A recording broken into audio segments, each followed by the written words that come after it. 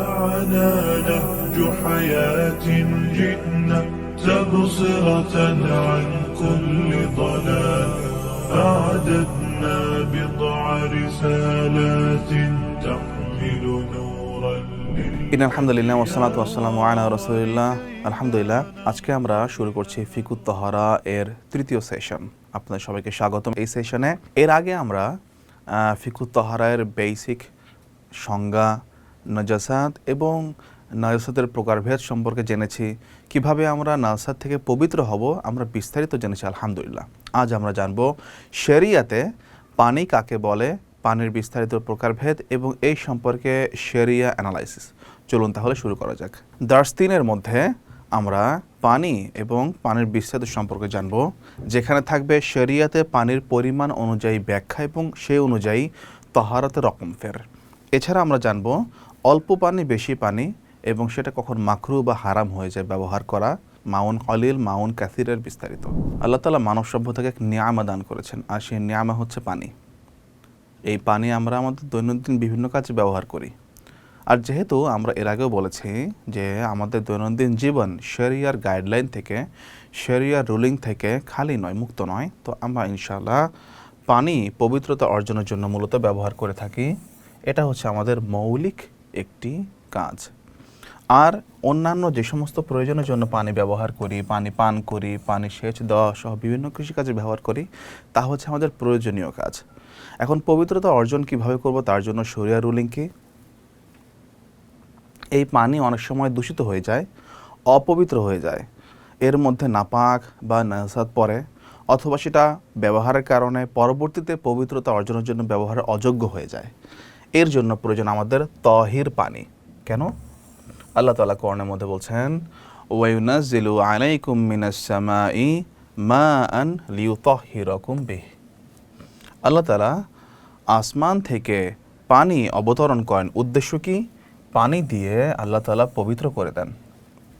আল্লাহ তাআলার উদ্দেশ্য হচ্ছে পানি, আসমান থেকে পানি অবতরণ করার, আমাদেরকে পবিত্র করা। তাহলে পানির প্রকারভেদ শরিয়াতে পানিকে প্রথমত আমরা দুই ভাগে ভাগ করতে পারি। এক হচ্ছে প্রবাহিত পানি। আমরা দেখতে পাচ্ছি ইমেজের মাধ্যমে আমরা খুব সহজেই বুঝতে পারছি যে প্রবাহিত পানির উদ্দেশ্য হচ্ছে যেই পানি বৃষ্টি, সাগর, মহাসাগর, গলিত বরফ, শিলাবৃষ্টি, ঝর্ণা, এই জাতীয় যে কোনো বড় জলাশয়, জলাধার সবগুলোই প্রবাহিত পানির মধ্যে আওতাভুক্ত হবে। আর এটি হচ্ছে আবদ্ধ পানি। 6.5 মিটার বা 6.5 মিটার সাইজের চেয়ে ছোট যে কোনো পুকুরের পানি হতে পারে, তা কন্টেনারের মধ্যে আবদ্ধ পানি হতে পারে, তা ছোট জলাশয়, ছোট ডোবা বা ছোট পুকুর, ছোট ট্যাঙ্ক বা হাউস বা বালতি, কিন্তু পরিমাণটা হবে অবশ্যই 6.5 মিটার বা তার চেয়ে কম, তার চেয়ে ছোট জলাশয়ের পানি, তা হচ্ছে আবদ্ধ পানি। এখন আমরা এর আগে এক সেশনে আমরা জেনেছিলাম পানির মধ্যে 3টি গুণ থাকে, 3টি সিফাত থাকে। এই 3টি সিফাত কি? পানির রং, পানির স্বাদ, পানির ঘ্রাণ। এই 3টি সিফাত যদি পানির মধ্যে থাকে তখনই সেটা পরিপূর্ণ পানি বলে বিবেচিত হয়। আর এই 3টি সিফাত বা 3টি গুণ যদি পরিবর্তন হয়ে যায় তখন সেই পানি দিয়ে পবিত্রতা অর্জন করা যাবে কি না তা কিন্তু প্রশ্নবিদ্ধ হয়ে যায়। এই ক্ষেত্রে তখন শরিয়া রুলিং ফলো করতে হয়। প্রথমে আমরা জেনে নেই যে কিভাবে এই 3টি গুণ পরিবর্তন হয়ে যায়। দেখুন, এক, নাপাক পদার্থের কারণে পানির মধ্যে কোনো নাজাসাত বা নাপাক পদার্থ পড়েছে, আর এই কারণে পানির মধ্যে সেই 3টি গুণ, পানির রং বা স্বাদ অথবা ঘ্রাণ পরিবর্তন হয়ে যেতে পারে, অথবা নির্দিষ্ট কোনো প্রাণী পানিকে দূষিত করে ফেলতে পারে। এর আগে আমরা পড়েছি কুকুর বা শূকর বা যে কোনো বন্য প্রাণী পানিতে মুখ দিতে পারে, সেই ক্ষেত্রে এই পানি কিন্তু দূষিত হয়ে যেতে পারে। 3 নাম্বার হচ্ছে পানিতে কোনো নাজাসাতের চিহ্ন বা আলামত পাওয়া গেলে, নাজাসাত অর্থাৎ পানিতে কোনো নাপাক পদার্থ পড়েছে সেটা আমি জানি না, অথবা পানিতে কোনো বন্য পশু বা কুকুর, শূকর এই জাতীয় কোনো হিংস্র প্রাণী বা হারাম প্রাণী মুখ দিয়েছে বা তার ঘাম বা লালা পড়েছে সেটাও আমি জানি না, কিন্তু আমি দেখতে পাচ্ছি পানির মধ্যে নাপাক পদার্থ দেখা যাচ্ছে বা নাজাসাত দেখা যাচ্ছে, পানির মধ্যে মলমূত্র অথবা রক্ত এই জাতীয় যে কোনো নাপাক পদার্থ পানির মধ্যে ভিজিবল, দৃশ্যমান, তবে সেই ক্ষেত্রে পানির মধ্যে রং, স্বাদ বা ঘ্রাণ এই তিনটে জিনিস পরিবর্তন হয়ে যায়। আর তখন পানি পবিত্র থাকে না এবং তহারাত অর্জনের জন্য ব্যবহার করাও যায় না। অর্থাৎ যদি পানির মধ্যে এই তিনটি পদ্ধতিতে পানি নাপাক হয়ে যায়, পানির মধ্যে রং, স্বাদ বা ঘ্রাণ পরিবর্তন হয়ে যায়, সেই ক্ষেত্রে পানি নিজেও পবিত্র থাকতে পারে না, অথবা পানি তহারাত অর্জনের জন্য, অজু করার জন্য, গোসল করার জন্য অথবা কোনো বস্তুকে পবিত্র করার জন্য ব্যবহার করা যায় না। এখন আমরা জেনে নেই যে শরিয়াতে পানির পরিমাণ অনুযায়ী কিন্তু পানির পবিত্রতার বা পবিত্র হওয়ার, পবিত্র থাকার রকম ফের রয়েছে। এই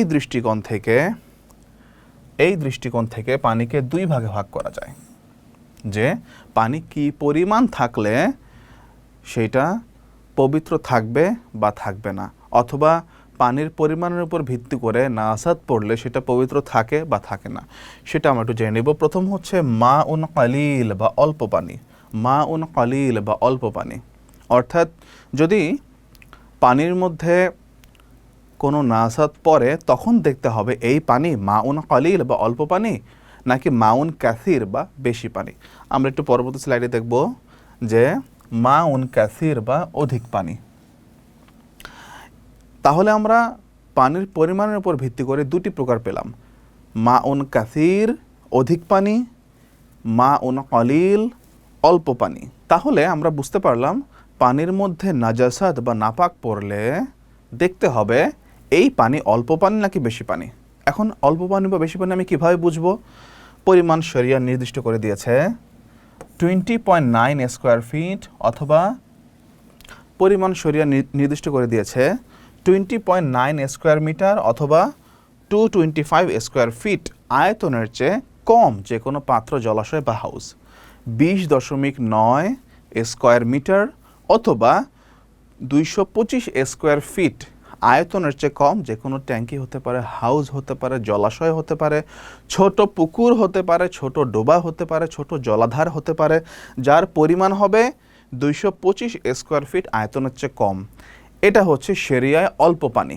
এখন অল্প পানি কখন নাপাক হয়ে যায়, কখন অল্প পানি দিয়ে আমি তহারাত অর্জন করতে পারবো না, কখন অল্প পানি ব্যবহার করা মাকরুহ বা অপছন্দনীয় হয়ে যায়, তা আমরা সামনে জানবো ইনশাআল্লাহ। তবে তার আগে আমরা মাউন কাসির জেনে নেই। স্বাভাবিকভাবে আমরা বুঝতেই পারছি যে সেম পরিমাণ 20.9 স্কোয়ার মিটার অথবা 225 স্কোয়ার ফিট এর যে বেশি যে কোনো জলাশয়, যেমন নদী, সাগর, ড্যাম ইত্যাদি আমরা ইমেজ দ্বারা সহজেই বুঝতে পারছি। তাহলে এই হচ্ছে শরিয়া অল্প পানি এবং বেশি পানি, মাউন কালিল এবং মাউন কাসিরের সংজ্ঞা। এখন আমরা জানবো যে পানির গভীরতা কী পরিমাণ হতে হয়। দেখুন, আমরা পানির গভীরতা এই পরিমাণ হতে হবে কমপক্ষে যে কেউ যদি পানিতে হাত দিয়ে নাড়া দেয় তবে 1 কোষ পানি নেয়, হাত দিয়ে নাড়া দেয় অথবা 1 কোষ পানি নেয়, তবে ওই মুহূর্তে পানির ভূপৃষ্ঠ প্রকাশিত হয় না। অর্থাৎ আমি নদীর পাড় থেকে আমি 1 কোষ পানি নিলাম, 1 কোষ, এরকম 1 হাত দিয়ে, 2 হাত দিয়ে এভাবে 1 কোষ পানি নিয়ে নিলাম, এই হচ্ছে 1 কোষ পানি। অথবা আমি হাত দিয়ে পানি নাড়া দিচ্ছি, এতে অনেক সময় দেখা যায় যে পানির ভূপৃষ্ঠ অর্থাৎ পানির সারফেস লেভেল যেটা, সেটা প্রকাশিত হয় না। তাহলে এটা হচ্ছে এক ধরনের গভীরতা। আবার অন্যদিকে আমরা দেখতে পাবো যে অনেক সময় নদীর পাড়েই বেশ গভীরতা থাকে, তাহলে সেইখানে কিন্তু পানির ভূপৃষ্ঠ যতই আপনি পানি নাড়া দেন অথবা যতই আপনি একাধিক কোষ পানি নেন, সেক্ষেত্রে পানির ভূপৃষ্ঠ প্রকাশিত হয় না। তাহলে পানির গভীরতার এই মেজারমেন্টটা শরিয়া একটি গুরুত্বপূর্ণ সংজ্ঞা হিসাবে নির্ধারণ করেছে। এখন আমরা আসি অল্প পানির শরিয়া বিধান কি। আমাদের মাথায় রাখতে হবে সবসময় অল্প পানি কি পরিমাণ, 20.9 স্কোয়ার মিটার বা 225 স্কোয়ার ফিটের চেয়ে কম যে কোনো জলাশয়, যে কোনো পানির ট্যাঙ্কি, বালতি, জলাধার, হাউস, এই সব কিছুই কিন্তু অল্প পানির আওতাভুক্ত। এখন অল্প পানি কখন নাপাক হয়ে যায়? যখন কোনো নাজাসাত অল্প পানিতে পড়ে, তবে প্রভাব দেখা না গেলেও ওই পানি নাপাক ও অপবিত্র হয়ে যায়, সেটা আর তহারাত অর্জনের জন্য ব্যবহার করা যাবে না। তাহলে অল্প পানিতে নাজাসাত পড়লে যদিও সেটা দেখা না যায়, উদাহরণস্বরূপ আমরা বলতে পারি ছোট শিশু সে পানির বালতিতে যার সাইজ বা আয়তন 225 স্কোয়ার ফিটের চেয়ে কম, ছোট শিশু সেই বালতিতে পেশাব করে দিল অথবা পায়খানা করে দিল, এবং এই যে পেশাব করেছে সেটা কিন্তু দেখা যাচ্ছে না, কিন্তু আমি জানি, এবং সেটা অল্প পানিতে করেছে, তাহলে আমরা ধরে নিব বা কনফার্ম হব যে এই অল্প পানি নাপাক হয়ে গিয়েছে। কেন? কারণ আমরা জানি কোনো নাজাসাত বা নাপাক পদার্থ অল্প পানিতে পড়া মাত্রই সেটা নাপাক হয়ে যায়, যদিও সেই নাপাক পদার্থ না দেখা যায়। এটা হচ্ছে অল্প পানির প্রথম বিধান। আরেকটি বিষয় মাথায় রাখতে হবে, যখন কোনো নাজাসাত অল্প পানিতে পড়বে, কোনো নাপাক পদার্থ অল্প পানিতে পড়বে, সেটা যেমন অপবিত্র হয়ে যায়, ঠিক একইভাবে সেই পানিও আর পবিত্রতা অর্জনের জন্য ব্যবহার করা যাবে না। পবিত্রতা অর্জন বলতে আমরা বুঝি সেই পানি ওযু গোসলের জন্য যেমন ব্যবহার করা যাবে না, অথবা সেই পানি দিয়ে কোনো বস্তু পবিত্র করা, কোনো কাপড় ধোয়া অথবা কোনো অপবিত্র বস্তুকে পবিত্র করার কাজে ব্যবহার করা যাবে না। এখন আমরা জানব কোন কোন প্রাণী যদি অল্প পানি থেকে পান করে। সবসময় মাথায় রাখতে হবে কিন্তু অল্প পানি আমরা আলোচনা করছি, যেই প্রাণী অল্প পানি থেকে পানি পান করে তখন ওই পানি নাপাক হয়ে যায়।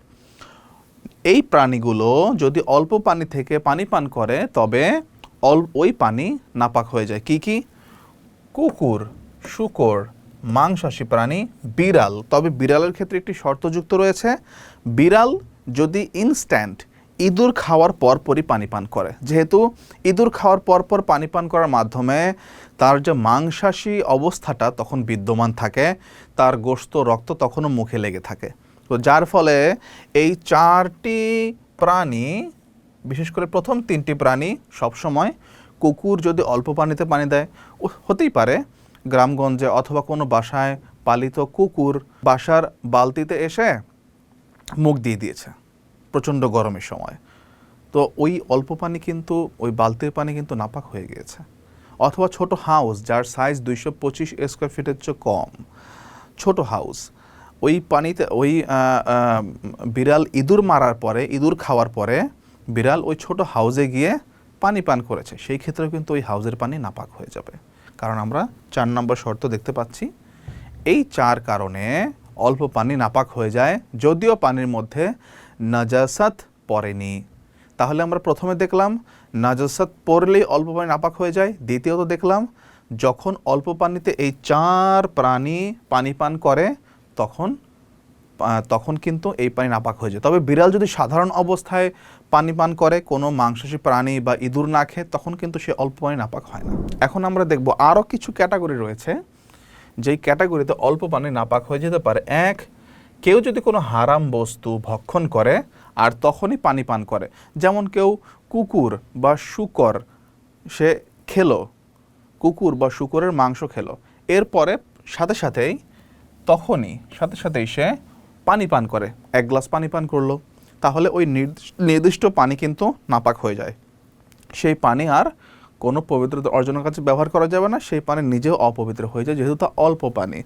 ঠিক একইভাবে এমন প্রাণী যার প্রবাহিত রক্ত আছে, সেটা যদি অল্প পানিতে পড়ে মারা যায় তাহলে ওই পানি নাপাক হয়ে যায়।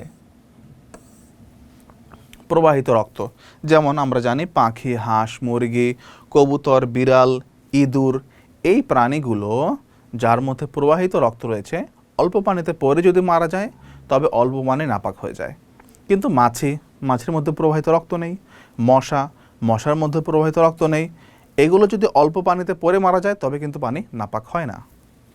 এখন আমরা জানবো অল্প পানি কখন মাকরুহ হয়ে যায়। মাকরুহ মানে হচ্ছে যা শরীয়ত ডিসলাইক করে, শরীয়ত অপছন্দ করে। মাকরুহ হওয়ার দ্বারা কিন্তু পানিটা হারাম হয়ে যায় না, পানি ব্যবহারের অযোগ্য হয়ে যায় না, কিন্তু মাকরুহের অর্থ হচ্ছে পবিত্র পানি, ফুল পিওর পানি থাকা অবস্থায় মাকরুহ পানি ব্যবহার শরীয়ত পছন্দ করে না। আর যদি পবিত্র পানি না পাওয়া যায় তখন আমি মাকরুহ পানি নিজের জন্য ব্যবহার করতে পারি, এই মাকরু পানি পানও করতে পারি, এই মাকরু পানি আমি পবিত্রতা অর্জনের জন্য ব্যবহার করতে পারি। অল্প পানি কখন মাকরু হয়ে যায়? এই প্রাণীগুলো যদি অল্প পানি থেকে পান করে তবে পবিত্রতা অর্জনের জন্য ওই পানি মাকরু বা অপছন্দনীয় হয়ে যায় যদি ওই পানি ছাড়া আরও পবিত্র পানি থাকে। পবিত্র পানি থাকা অবস্থায় যদি এই প্রাণীগুলো অল্প পানি থেকে পানি পান করে তবে ওই পানি ব্যবহার করা মাকরু। প্রাণীগুলো কি কি? ইঁদুর, তবে খেয়াল রাখতে হবে ইঁদুর এবং বিড়াল এবং টিকটিকি এই তিনটি প্রাণীর মধ্যে বিড়ালের ক্ষেত্রে একটু খেয়াল রাখতে হবে যে আমরা এর আগে বলেছিলাম বিড়াল যদি কোনো মাংসাশী প্রাণী বা ইঁদুর খাওয়ার পরপরই পানি পান করে তবে কিন্তু পানিটি নাপাক হবে, আর যদি স্বাভাবিক অবস্থায় বিড়াল অল্প পানি থেকে পান করে তবে তা মাকরু হবে। তাহলে ইঁদুর, বিড়াল, টিকটিকি এবং যেসব পাখি ময়লা আবর্জনা খেয়ে অভ্যস্ত, শিকারী মাংসাশী পাখি যেমন ঈগল, শকুন এবং কাক। কাক সাধারণত 3 রকম হয়। কোনো কাক সে শুধু নাপাক পদার্থ ময়লা আবর্জনা খেয়ে অভ্যস্ত, কোনো কাক খাদ্যশস্য খায়, আবার কোনো কাক ময়লা আবর্জনাও খায়, আবার খাদ্যশস্যও খায়। তাহলে এইখানে কোন ক্যাটাগরির কাকের কথা আলোচনা করা হচ্ছে? যেই কাক শুধুমাত্র নাপাক পদার্থ ময়লা আবর্জনা খেয়ে অভ্যস্ত, ওই সমস্ত কাক যদি অল্প পানি থেকে পান করে ওই পানি মাকরু হয়ে যায়, ব্যবহারযোগ্য। পবিত্র পানি থাকার পরেও যদি কেউ মাকরু পানি ব্যবহার করে তবে তার তহারাত অর্জন হয়ে যাবে, সে পবিত্র হয়ে যাবে। আর যেসব ক্ষেত্রে অল্প পানি নাপাক হয় না, কিছু কমন মিসকনসেপশন থাকতে পারে আমাদের মধ্যে, এই জন্য এটা আলোচনা করা হচ্ছে।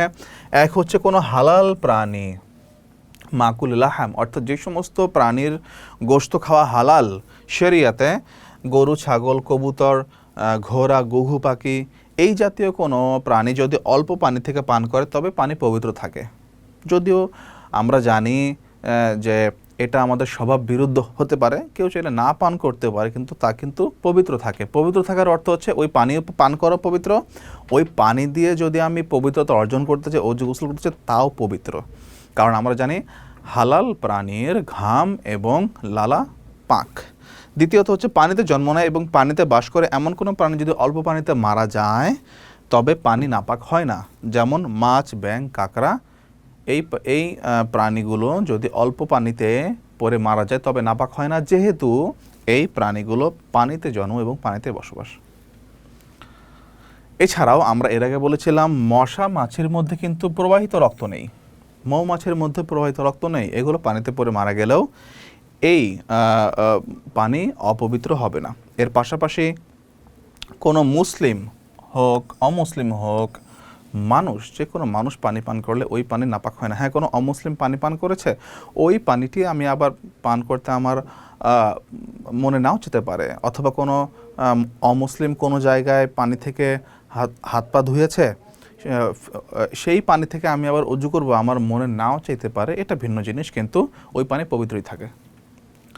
এখন আসি আমরা অধিক পানির হুকুম কি কি? আমরা এতক্ষণ অল্প পানির হুকুম পড়লাম। অধিক পানি মাউন ক্যাসির, 225 স্কোয়ার ফিটের চেয়ে বেশি জলাশয়, জলাধার, পানি, মহাসাগর, সাগর, অন্যান্য ক্ষেত্রে সেগুলো, সেই ক্ষেত্রে হুকুম কি হবে? অধিক পানি সবসময় পবিত্র থাকবে যদিও এর মধ্যে নাজাসাত পড়ে, অর্থাৎ যেহেতু সেটা অধিক পানি, সে সব কিছু নিজের মধ্যে শুষে নেয়, অর্থাৎ সমুদ্র, নদী, নালা, বড় খাল, বিল, ডোবা, জলাশয়, সে সব কিছু শুষে নেয় এবং এই অধিক পানি সবসময় পবিত্রই থাকে যদিও তার মধ্যে নাজাসাত পড়ে। তবে শর্ত রয়েছে যে নাজাসাতের স্বাদ, ঘ্রাণ, বর্ণ পানিতে দৃশ্যমান হবে না এবং নাজাসাত অংশ ছাড়া বাকি অংশ সবসময় পবিত্র থাকবে। একটু উদাহরণ দেই, ধরুন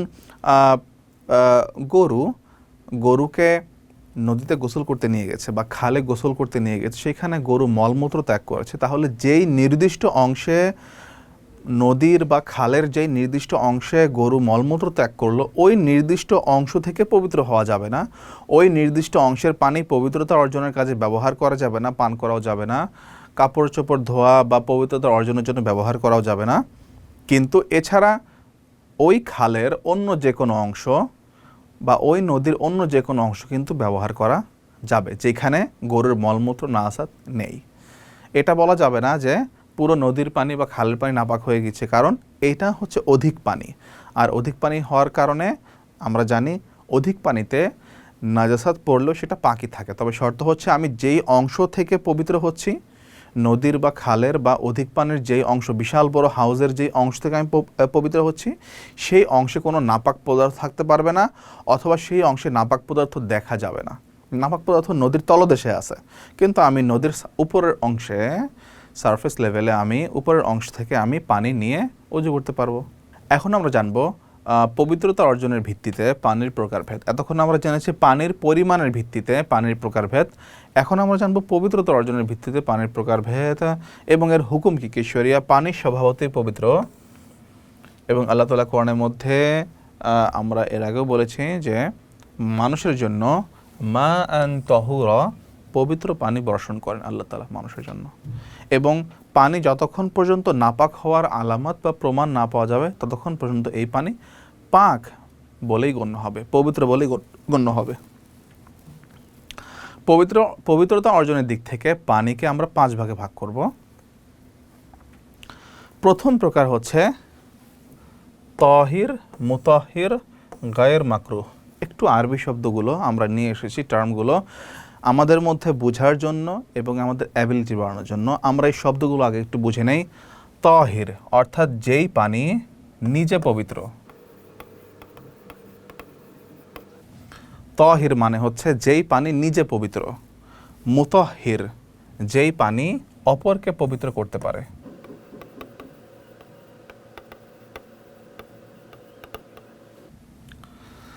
গায়ের মাকরুহ যা মাকরুহ নয়। তাহলে আমরা বুঝতে পারলাম প্রথম যে প্রকার রয়েছে সেই প্রকারটি কি? তাহির যেই পানি নিজে পবিত্র। প্রথম প্রকার হচ্ছে তাহির যেই পানি নিজে পবিত্র। মুতাহির যেই পানি নিজে পবিত্র এবং অপরকেও পবিত্র করতে পারে, অর্থাৎ এই পানি দিয়ে অজু গোসলও করা যায়, এই পানি দিয়ে কোনো নাপাক পদার্থকে পবিত্র করা যায়, এবং তা একই সাথে গায়ের মাকরুহ। শরিয়াতে এই পানি ব্যবহার করা অপছন্দনীয় নয়। সেটা কি কি? এমন পানি যা নিজে পাক, অন্যকেও পাক পবিত্র করতে পারে, যার দ্বারা অজু গোসল করা মাকরুহ নয়। যেমন বৃষ্টি, নদী, সমুদ্র, পুকুর, নালা, ঝর্ণা, কূপ, টিউবওয়েলের পানি, সেই পানি মিঠা হোক অথবা লোনা হোক। সমুদ্রের পানি লোনা হতে পারে, এই জন্য তা অপবিত্র হওয়ার বা মাকরুহ হওয়ার কোনো কারণ নেই। সেই পানি দিয়ে আমি পবিত্রতা অর্জন করতে পারবো এবং অজু গোসল সব কিছুই করতে পারবো। তাহলে প্রথম প্রকার হচ্ছে তাহির, মুতাহির, গায়ের মাকরুহ। তাহির, মুতাহির, গায়ের মাকরুহ এর ব্যাপারে রাসূলুল্লাহ সাল্লাল্লাহু আলাইহি ওয়াসাল্লামের এক হাদিস রয়েছে, যেখানে আমরা দেখতে পাচ্ছি যে পানি পবিত্র, পানি মৌলিকভাবে পবিত্র এবং কোনো কিছুই তাকে নাপাক করতে পারে না। অর্থাৎ যেই পানি, অধিক পানির ক্ষেত্রে বলা হচ্ছে মূলত, তো এই কোনো কিছুই তাকে নাপাক করতে পারে না, কিন্তু যদি পানির বর্ণ, স্বাদ বা গন্ধ পরিবর্তন করে তবে তা নাপাক। এটা আমরা অলরেডি জেনেছি। এই হাদিস থেকে তাহির, মুতাহির, গায়ের মাকরুহ এর দলিল পাওয়া গেল। এখন আমরা দেখব তাহির, মুতাহির, মাকরুহ, অর্থাৎ যেই পানি নিজে পবিত্র, অপরকেও পবিত্র করতে পারে। তবে শরিয়াতে এই পানি ব্যবহার করা অপছন্দনীয় যদি কোনো পবিত্র পানি থাকে, অর্থাৎ কোনো মাকরুহ নয় এমন পানি থাকা অবস্থায় মাকরুহ পানি ব্যবহার করা অপছন্দনীয়। তবে কেউ যদি করে ফেলে অজু গোসলও হয়ে যাবে এবং যে কোনো বস্তু পবিত্র হয়ে যাবে। আমরা সংজ্ঞায় দেখতে পাচ্ছি যেই পানি নিজে পাক এবং এর দ্বারা কোনো বস্তুকে পাক করা যায়, তার দ্বারা অজু গোসল করা মাকরুহ। অর্থাৎ যদি মাকরুহ নয় এমন পানি থাকে তবে মাকরুহ পানি দ্বারা অজু গোসল করা মাকরুহ হবে। আর যদি অন্য কোনো পানি না থাকে, শুধুমাত্র এই মাকরুহ পানি আছে, তবে তখন এটা মাকরুহ হবে না। উদাহরণ কি কি? বিড়াল বা এমন কোনো প্রাণী পানিতে মুখ লাগিয়েছে যার উচ্ছিষ্ট মাকরুহ। তাহলে বিড়াল যদি কোনো পানিতে মুখ লাগায়, আমরা জানি সেই পানি মাকরুহ হয়ে যায়। আর এই পানি নিজে তাহির, অপরকেও মুতাহির, পবিত্র করতে পারে এবং এই পানি মাকরুহ। এখন আমরা আসবো তাহির, গায়ের মুতাহির। পানি নিজে পবিত্র কিন্তু অপরকে পবিত্র করতে পারে না। এই পানি দিয়ে অজু গোসলও করা যায় না, আর এই পানি দিয়ে কাউকে পবিত্র করাও যায় না। অর্থাৎ কোনো কাপড়কে বা কোনো অপবিত্র বস্তুকে পবিত্র করা যায় না। দেখতে পাচ্ছি আমার সংজ্ঞা লেখা আছে, নিজে পাক তবে অন্য বস্তুকে পবিত্র করে না। এই পানি দ্বারা অজু গোসল করা জায়েজ নয়। অর্থাৎ এই পানি দ্বারা অজু করলে সেটা অজু গণ্য হবে না, গোসল করলে সেটা পবিত্র বলে গণ্য হবে না। সেটা কোনটা?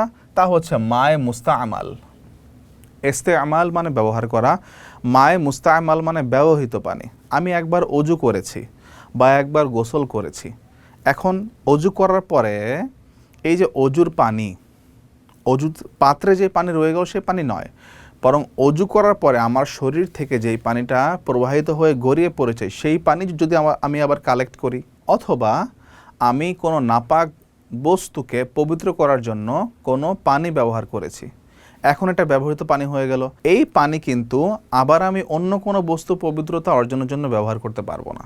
দেখুন এখানে লেখা আছে হাদাস বা নাপাকি দূর করার জন্য। হাদাস অর্থাৎ আমি অপবিত্র হয়ে গিয়েছি, এখন আমি অজু করব বা গোসল করব, এই জন্য আমি যে পানি ব্যবহার করলাম, এখন এই ব্যবহৃত পানি, অথবা আল্লাহ তাআলার নৈকট্য লাভ ও সওয়াব অর্জনের জন্য আমি কোরআন তেলাওয়াত করব, অথবা আমি 2 রাকাত সালাত আদায় করব, আমি অপবিত্র অবস্থায় আছি, অথবা আমি পবিত্র অবস্থায় আছি কিন্তু আমি আরেকবার অজু করতে চাই, এই যে আমি নতুন আরেকবার অজু করলাম, এই যে পানি, এই পানি, অথবা আমি পবিত্র অবস্থায় আছি কিন্তু আমি স্বাভাবিক, আমরা যেরকম বাংলাদেশিরা স্বাভাবিক গোসল করে থাকি, তো এই গোসল করলাম, এই গোসলের পানি, অজুর পানি পুনরায় ব্যবহার করা এটা বৈধ নয়, জায়েজ নয়। যদিও পানিটা পবিত্র, কিন্তু সেটা দ্বিতীয়বার অজু, গোসল বা অন্য কোনো অপবিত্র বস্তু পবিত্র হওয়ার কাজে ব্যবহার করা যাবে না। এই কারণে এই ক্যাটাগরির পানির নাম দেওয়া হয়েছে তাহির গয়রে মুতাহির, যা নিজে পবিত্র কিন্তু অপরকে পবিত্র করতে পারে না। এরপর হচ্ছে নাপাক পানি, সরাসরি নাপাক পানি। প্রবহমান পানিতে, আমরা প্রবহমান পানি পড়েছিলাম মনে আছে মায়া জারি, যে প্রবহমান পানি সাগর, মহাসাগর বা নদী, নালা যেগুলো, এই ক্ষেত্রে যদি নাপাকি পড়ে এবং এই কয়েকটি অবস্থা সৃষ্টি হয়, অর্থাৎ পানির 3টি বৈশিষ্ট্য, রং, গন্ধ এবং স্বাদ পুরোপুরি বদলে যায়, অথবা আবদ্ধ পানি, অনেক পানি, আবদ্ধ পানি কিন্তু মাউন কাসির, অনেক পানি, বিশাল এরকম আবদ্ধ জলাশয়, নাপাকি পড়ার কারণে পানির রং, গন্ধ বা স্বাদ চেঞ্জ হয়ে গিয়েছে, পরিবর্তন হয়ে গিয়েছে, অথবা অল্প আবদ্ধ পানি, অর্থাৎ অল্প পানি, আবদ্ধ পানি কিন্তু মাউন কলিল বা অল্প পানি, সেই ক্ষেত্রে শুধু সামান্য নাজাত পড়ে কিন্তু পানির কোনো রং, গন্ধ বা স্বাদ চেঞ্জ হয় না। তাহলে 3 ক্যাটাগরিতে প্রবহমান পানিতে যদি নাপাক পড়ে এরকম অবস্থা হয়, তবে সেই পানি নাপাক হয়ে যায়। তাহলে 3 ক্যাটাগরিতে আমরা দেখতে পাচ্ছি যদি পানির এই 3টি অবস্থা হয়, তাহলে এই 3 রকম পানি দিয়ে অজু গোসল করাও জায়েজ হবে না এবং কোনো নাপাক বস্তু পবিত্র করা যাবে না, যেহেতু এটা নাপাক পানি। এখন আমরা দেখব মাশকুক পানি। মাশকুক মানে কি? সন্দেহযুক্ত। শক মানে সন্দেহ, মাশকুক পানি সন্দেহযুক্ত পানি। এই সমস্ত পানি দিয়ে অজু গোসল জায়েজ হওয়া না হওয়া একটি সন্দেহ থেকে যায় যে আসলে অজু বা গোসল হবে কিনা। তা হচ্ছে গাধা বা খচ্চর যদি কোনো পানিতে মুখ দেয়, সেই পানিকে মাশকুক পানি বলা হয় এবং সেই পানির হুকুম হচ্ছে অজু এবং তায়াম্মুম দুইটাই করতে হবে। প্রথমে অজু করতে হবে, এরপর তায়াম্মুম করতে হবে, যেহেতু এটা মাশকুক পানি বা সন্দেহযুক্ত পানি। এখন আমরা দেখব ঝুঁটা বা উচ্ছিষ্ট এবং ঘামের হুকুম। যে কোনো প্রাণীর ঝুঁটা বা উচ্ছিষ্ট 4 প্রকার। প্রথম হচ্ছে পাক, যা পবিত্র। আমরা জানি মানুষ এবং যে কোনো হালাল পশু, যেই পশু খাওয়া হালাল, এই পশুর ঝুঁটা অর্থাৎ উচ্ছিষ্ট বস্তু, উচ্ছিষ্ট খাবার এবং ঘাম পবিত্র। মাকরুহ, অপছন্দনীয়, যেমন বিড়ালের উচ্ছিষ্ট আমরা অলরেডি জেনেছি, বিড়াল কোনো পানিতে মুখ দিলে অথবা কোনো খাবারে মুখ দিলে সেই পানি বা খাবার মাকরুহ হয়ে যায়। নাপাক, যেমন শূকর এবং অন্যান্য হারাম পশু উচ্ছিষ্ট। শূকর, কুকুর এবং অন্যান্য হারাম পশু যেগুলো খাওয়া হারাম, সেগুলো যদি কোনো পানিতে মুখ দেয়, কোনো খাবারে মুখ দেয়, অথবা সেগুলো কোনো উচ্ছিষ্ট থাকে, অথবা তার ঘাম বা লালা লাগে কোনো কিছুতে, তবে তা কিন্তু নাপাক হয়ে যায়। আর হচ্ছে মাশকুক বা সন্দেহযুক্ত, যেমন গাধা বা খচ্চরের উচ্ছিষ্ট।